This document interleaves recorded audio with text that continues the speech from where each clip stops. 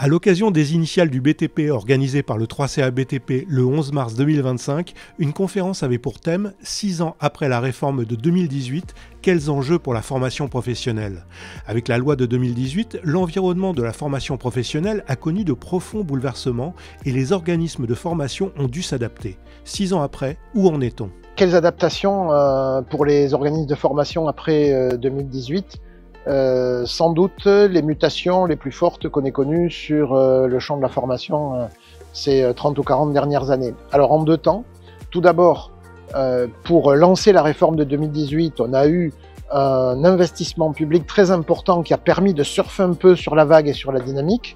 Aujourd'hui, ces financements sont en reflux, ils restent très supérieurs à ce qu'ils étaient avant 2018, mais ils sont en reflux par rapport à 2021, et donc ça demande pour les organismes d'une part à faire un choix de marché entre la formation initiale, l'apprentissage, la formation financée sur fonds publics et le marché direct des entreprises, et ensuite à gagner en agilité, une fois qu'on est positionné sur les bons marchés, à gagner en agilité pour justement pouvoir intégrer et absorber ces phases de flux et de reflux. Ce qui m'a intéressé, c'était la mise en perspective du monde de la formation depuis la réforme de 2018. Voir ce qu'elle a transformé et là où on en est maintenant.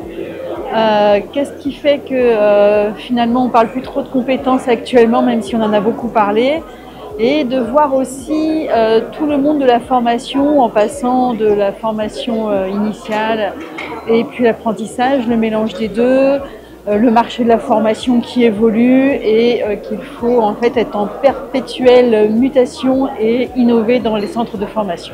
Le défi pour les entreprises, il est principalement, il me semble, sur le besoin de compétences et sur le recrutement et sur l'attractivité et la fidélisation des personnes. C'est-à-dire que pour réaliser, même si on fait des gains de productivité avec des matériaux, des outils, on a besoin de compétences humaines. On a une démographie qui est en chute libre pour les 15 années à venir. Donc toutes les entreprises sont confrontées, c'est pas que dans le BTP, mais c'est très accentué dans le BTP, sont confrontées à des difficultés de recrutement, à des questions d'attractivité, à des questions de connaissance ou de méconnaissance des métiers.